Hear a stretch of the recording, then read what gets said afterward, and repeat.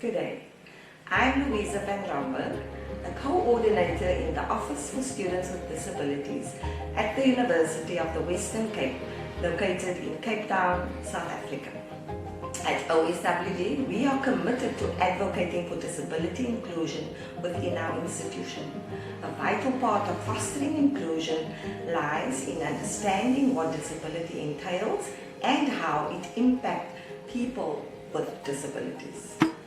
It is with great pride that we present this video, which explores what an inclusive environment for staff and students at UWC looks like, while also offering practical strategies to promote disability awareness and etiquette.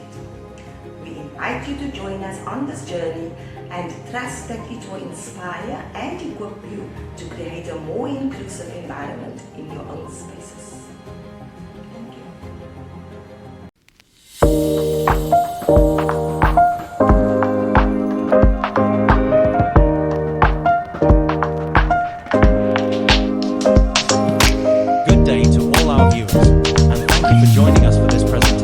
International Day of Persons with Disabilities.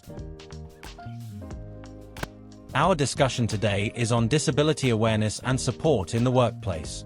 We are joined by colleagues from the UWC Human Resources Department as we unpack what an inclusive workplace means. Let us start by meeting our guests. Could you please introduce yourselves and tell us what it is that you do? My name is Nontu Mosidwaba. I work in the Human Resources Department of the University of the Western Cape, and I'm the Human Resources Manager. Hi, my name is Carly McHugh. I'm working with Employment Equity. Thank you for joining us today. The first question we have for you is, how can UWC cultivate a workplace culture that promotes genuine disability inclusion and awareness? Thank you for that question. And I love the emphasis on genuine disability inclusion and awareness, not just any awareness. Firstly, we've got a process of declaration where if students and staff with disabilities, they need to declare by completing a form, by also discussing with the line manager, and by us understanding how we can reasonably accommodate them. That's one of the things, how we promote genuine disability and inclusion and awareness. There is also, in terms of employment equity, and I wouldn't like us to only think about it in terms of targets. The university, as is mandated by the legislation in South Africa, that all workplaces need to be inclusive and have staff with disabilities. We also do set employment equity targets, and those are discussed and deliberated with input from people with disabilities, and on a quarterly basis updates are being given in terms of the progress. I must say we are still behind, but we are getting there, and the recruitment processes are being taken care of. When we have vacancies, we make sure that we attract staff, possible staff with disabilities. And in terms of the university wellness program, we do have wellness programs, we do have webinars that talk more in terms of disability as well, and creating awareness where people are aware of what are those medical conditions that can make them to be disabled. For example, in terms of stress, in terms of burnout, and we do have support in terms of the wellness at work. And also in terms of our policies, which I'll hand over to my colleague Colleen McCure to talk more in terms of which policies we consider. Thank you very much. My name is Colleen McCure.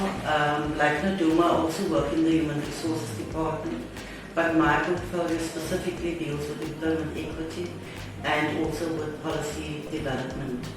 So the policies that we basically focus on the most, and we've got a policy, a university policy for staff with disabilities, and that policy is based on the Code of Good Practice on the employment of people with disabilities. And in the policy you would be able to see that it deals with specific circumstances of recruitment and selection. It looks at whether your psychological testing and medical testing, whether that is allowed. It looks at training and career advancement and development opportunities. And it also looks at specific conditions that we need to adhere to when we need to retain staff with disabilities, accommodate staff with disabilities, and also even looking at termination of staff with disabilities, how that is happening. Confidentiality and disclosure in line with our POPIA Act. Our policy covers that as well because, like you know, this is a very sensitive circumstances for people with disabilities, and the utmost confidentiality is needed when you deal with any circumstances surrounding a staff member with a disability. So that is our policy. Like I said, it's based on the code. Then we also have our employment equity plan, like Naduma said. It deals with targets, but it also deals with barriers, as well as affirmative action measures that we need to put in place in order to be able to attract, retain and accommodate our staff with disabilities. Then we also have our ill health guidelines that deals with if a current staff member attracts or has a disability or declares a disability or become disabled through an injury, then our ill health guidelines also help to determine what that process should be. So we've got various documentation in place. Like Naduma said, we can do better, especially in attracting staff with disabilities and making people feel comfortable to declare their disabilities. So that is what we are busy working on, and that is something that we do see a little bit of a gap that we still need to do. So, thank you. And just to add on to Carlin's point in terms of room for improvement, I think more sensitization and also more awareness, not only to the person with a disability, but to the colleagues and to the environment that the person would be working in. For example, let us say we appoint a person with a disability. That person is going to start on the 1st of January. That person has declared, and we know what the disability is, and we know how the person is going to be accommodated. For the colleagues to be sensitized so that they are aware that we will be getting a staff, for example, who has got a disability with deaf, and they will be more welcoming and also more understanding, and we teach the staff so that they understand more about the condition. And that leads us smoothly into our next question. What type of training or awareness programs do you recommend for employees to improve understanding and support for persons with disabilities? So firstly, before we talk about the training, all the information we've spoken about above is all on the website, on the intranet of UWC for all staff to access on a regular basis. So in terms of more training, we do have disability awareness training that is offered throughout the university, and we collaborate with CSSS, the Center for Students with Disabilities, so that whenever we do that, we work with them. And also our staff and organizational development at the university, we make sure that on the annual training calendar, we do have some training that is scheduled for people with disabilities. But again, as we've said, there is room for improvement, and we keep on reviewing what that is. And as Colleen mentioned, that we do have the employment equity plan, so the plan is coming to an end next year, so it will be renewed for the next 5 years. So we'll include in terms of that how it can be improved. And one thing that we think we can realize is to tap in the knowledge of those people with disabilities. We have focus groups with them so that the training and awareness is not imposed on them. We include them in terms of the co-creation, and it will be real because they'll be talking from their experiences. Colleen, anything to add? Yes, thank you, Naduma. I think that the collaboration between CSSS and the Office for Students with Disabilities and the work that we're doing in HR, because as you know, we do not have, unlike for students, we do not have a dedicated unit. It is, that function is with line and with deans and executive with their portfolios. So the collaboration in terms of awareness training and accommodation, what we can do with CSSS as well as with HR is to collaborate on all of those aspects so that we can offer the UWC community a more targeted approach in terms of those areas. Like with the training, we can combine our resources in order to provide the best possible process or function or accommodation to the staff and the students. I know it's a lot more students than staff, but we do have to ensure that we don't duplicate function and unnecessary cost implications for the university. And on that, on the collaboration with CSSS, maybe a concerted effort so that we know who those students are that are living with disabilities. What are they studying? We know who is in their final year. We know who is going to graduate.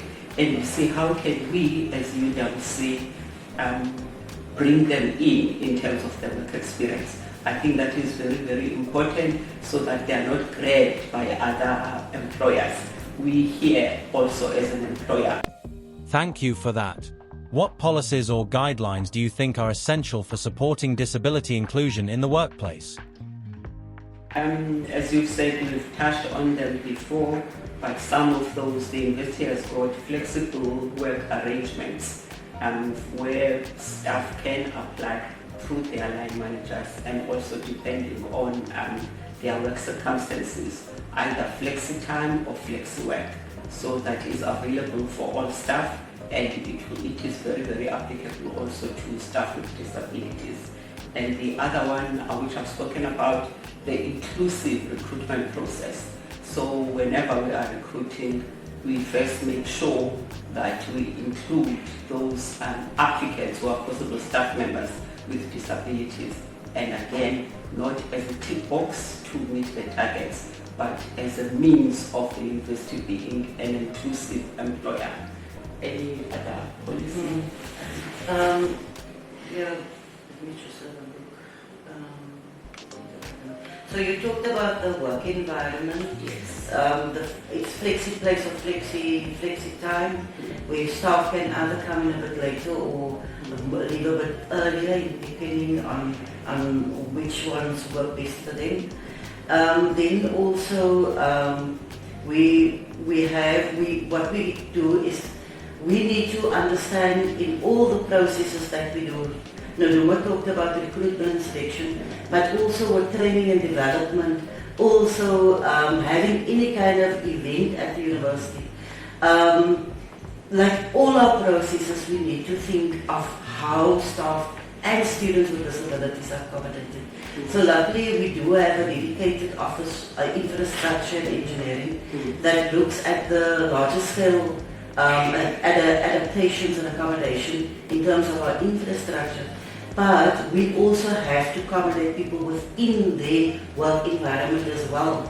And here we liaise with the staff member, and I'm sure CSSS is also doing it with the students, you first ask them how they feel they should be accommodated, look at medical reports if that's available. Then we also bring in experts like your occupational therapist or psychologist if it's needed, obviously with the consent of the staff member. So all of those things are considered even before we prepare that workplace for that person to be able to do their job properly. Which now brings us to our next question. We often hear the use of the word compliance within professional environments, but what strategies do you feel will help foster a culture that values disability inclusion beyond just compliance at UWC? I think, like I touched on before, like you said, infrastructure is compliance, we agree with that. And that we invite them to come and do a report at the Employment Equity Forum meeting every year. They do it annually. Then we hear about all the different work that they're doing to the buildings and to the university environment. But in terms of beyond compliance, we try to ensure that we properly and reasonably also accommodate staff with disabilities within the workplace by ensuring that whatever tools are necessary to do the job is in place, be it adaptive technology, be it as an environment that maybe needs more space for a wheelchair, be it like for instance special equipment if it's a deaf or blind staff member. All of those things are provided. Now, like I said, we don't have a central office that provides this. It is part of the budget of that particular faculty or department, and our line managers take responsibility for that. So where we know and a person declared a disability, we try to accommodate those staff members as far as possible. And I think that is going beyond just the mere infrastructure and buildings that we need to adapt. And also in terms of improvement, the other things that we can think of doing, for example, when there are training and development opportunities, we make sure that the people with disabilities are catered for. For example, somebody who has got a disability of being blind, how do we accommodate those people? For example, if you book to attend an event, I'll make an example with the rector's farewell. So in the forms that we complete, one of the questions at the end is dietary requirements. We may add another question in those forms like any type of disability, so that we are able to be inclusive and we know that in that specific event there is somebody who is going to be maybe partially blind or anything. So there is a lot that we are doing, however we can improve, and we do have those engaging, ongoing deliberations in terms of how we can improve. I just want to mention one other thing. I've mentioned the Employment Equity Forum. So on that forum we have a dedicated person that is nominated by our staff with disabilities to represent them on the Employment Equity Forum where issues are brought to the fore that affects particularly your staff with disabilities. So if there's anything that needs to be, that the executive needs to know about, then it's done via that person on that Employment Equity Forum. That is where we discuss any measures or barriers that we have at the university that staff with disabilities face. And lastly, can you tell us how your own perspective on disability has evolved throughout your career? Sure, that's a very interesting question. I will speak of a recent experience I've had. I hurt my foot. I had a fracture 2 months ago and I was here at work. So I was unable to walk. I still am unable to walk. So that has made me to be more conscious in terms of the barriers and also in terms of how the people with disabilities are feeling Right now, coming to Citroblast for this interview, I couldn't walk from my office because it's quite a distance. So I had to take a cart. It was the first time that I was driving that cart, that some people use it on a daily basis. So I feel that I was challenged, and I now understand more in terms of how they feel, in terms of how they navigate their ways around. And I think the other thing that is glaring to me that has shifted, we do have, for example, spaces, parking bays for people with disabilities, but in terms of the visibility, I think we can do more in terms of that.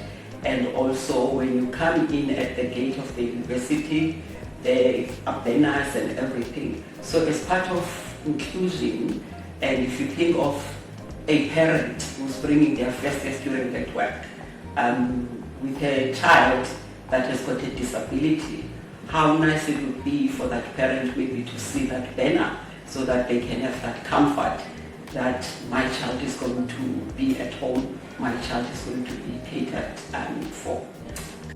As part of this campaign, we are asking people to make a pledge towards disability inclusion and awareness within all sectors of our society.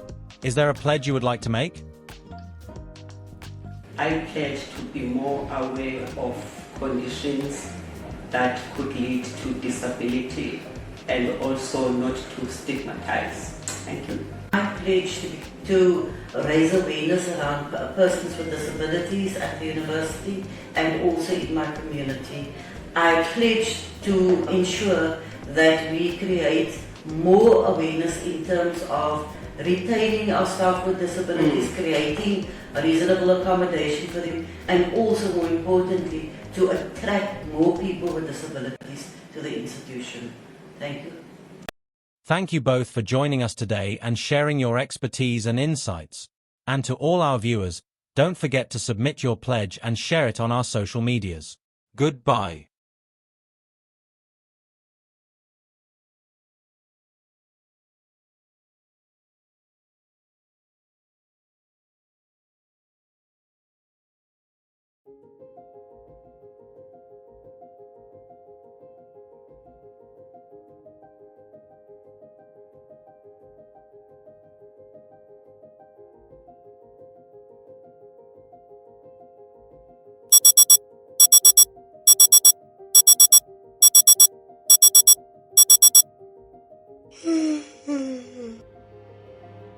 Everyone has a limited supply of energy. Your daily functions determine what you use it for and how much of it you use.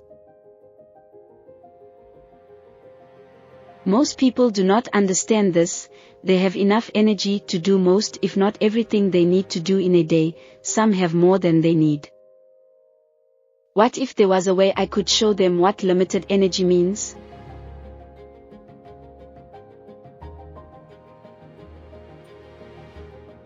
What is spoon theory?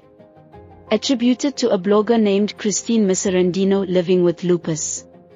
While at a restaurant with her friend, she used spoons to illustrate what it means to have limited energy for tasks through the day. Why spoons? It's what was on the table and easily at hand.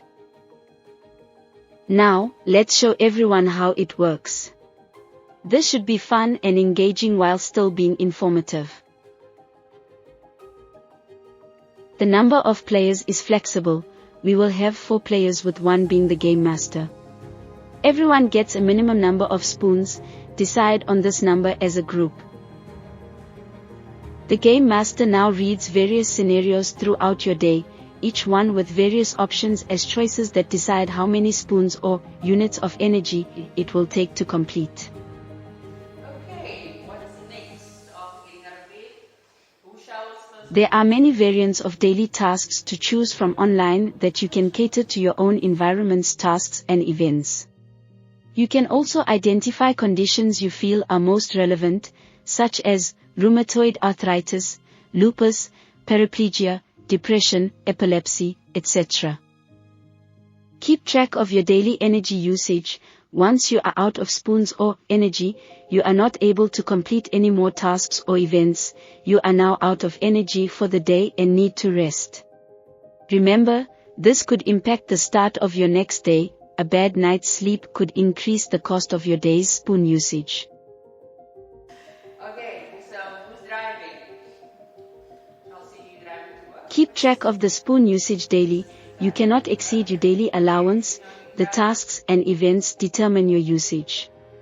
An example of one is: you are chronically ill, you wake up at 6 a.m., had terrible pain and slept for only 2 hours.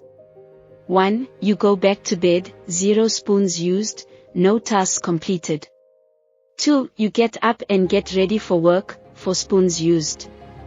3. You go to the doctor, 2 spoons used and no tasks completed. While this is a serious topic, you can still make it a fun and interactive activity, giving you a glimpse into the life of someone living with chronic illness, chronic pain or disability. Do the spoon theory demonstration at your next awareness workshop. All you will need is a group of open-minded colleagues. Some spoons, plastic would be best. Pen and paper to keep track of your spoon or energy usage. The International Day for Persons with Disabilities is on the 3rd of December. Make your pledge to support persons with disabilities.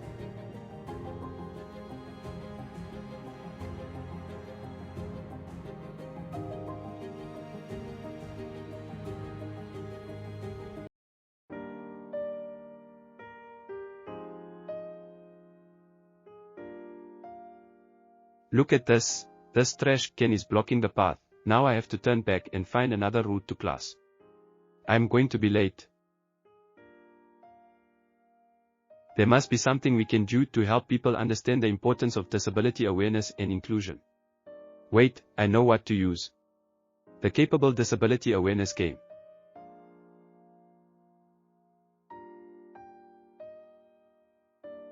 About the game.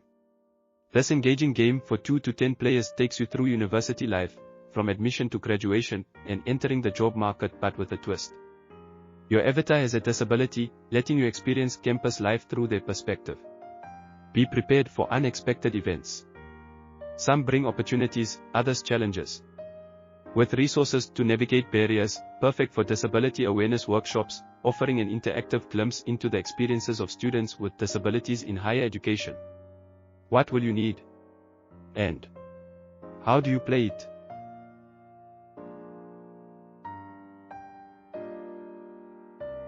You will need the board, 33 event cards, 10 avatar cards and 25 disaster and opportunity cards. 1 die numbered 1 to 6 and 10 avatar tokens, anything will do. How do you play the game? Step 1. Lay out the game board, separate, shuffle and stack the cards accordingly. Shuffle the cards and place them face down. Shuffle the event cards according color, leave them face up. Step 2. Each player picks an avatar at random. Players then take turns rolling the die once. The number determines the nature and severity of your avatar's impairment. Game time. 1. Place all tokens at the start point. Roll the dice and move your token. 2. Pick an event card corresponding to the number your token lands on. 3. Read the card out loud. All players discuss how they are affected in the scenario/event and repeat for each player.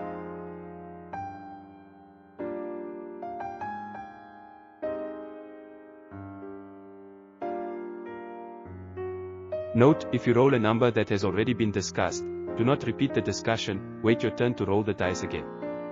If your token stops at the blue/purple section, pick a card from the opportunity/disaster stack. Read aloud and follow the instructions on the card. 1. Stop sign. At this point in the game, this is your opportunity to pause and reflect on your journey so far. You can also end your game at any stop points in the game, and resume at any time. 2. This point of the game can also act as your starting point should you want to play only a particular stage of the game.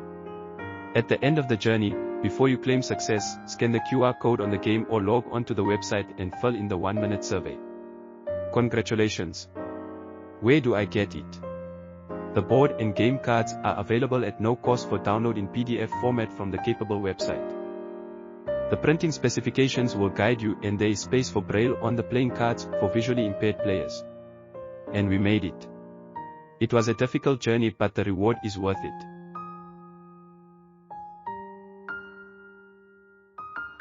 University is tough. Lectures, tests, assignments, exams. Physical, social, attitudinal, and communication barriers make it harder. We don't need judgment and ridicule. We're as much a part of this institution as you are. An inclusive environment benefits everyone. Use the awareness game in your next workshop.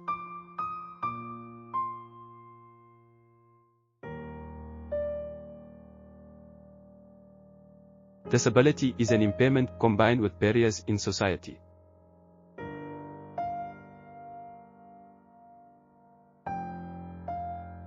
Break down these barriers and you help make a more inclusive society.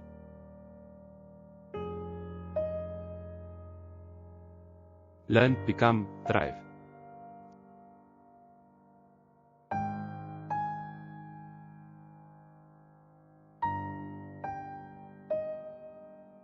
Submit your pledge. I pledge my support for persons with disabilities. Share it on our social medias.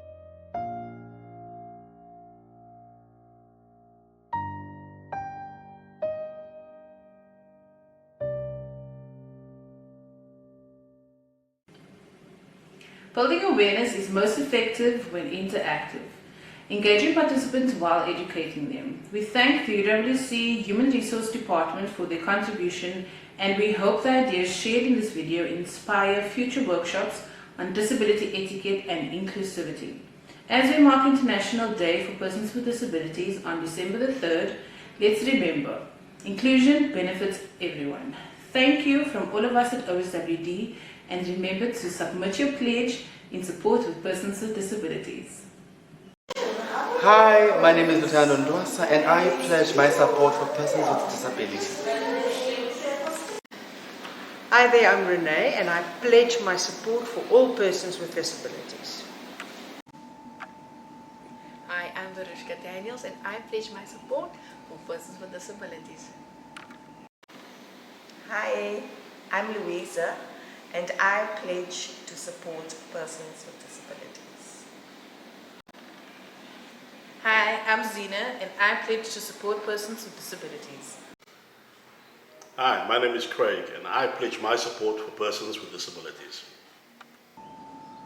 Hi, I'm Stacey, and I pledge my support for persons with disabilities. Hello, my name is Penny. I pledge support for persons living with disabilities. Hi, I'm Anusha Misa, and I pledge my support for persons with disabilities. Hi, my name is Ali, and I pledge my support for persons with disabilities. Hi, my name is Nigel, and I pledge my support for persons with disabilities. Hi, I'm Chelsea, and I pledge my support for persons with disabilities. Yeah! Hi, I'm Louisa, and I support persons with disabilities. Yeah. Hi there, I'm Renee, and I support students with disabilities. Wrong? Hello, my name is Penny. Penny. Hello, you jump. My name is Nigel, and I pledge my... Wait, I'm scared!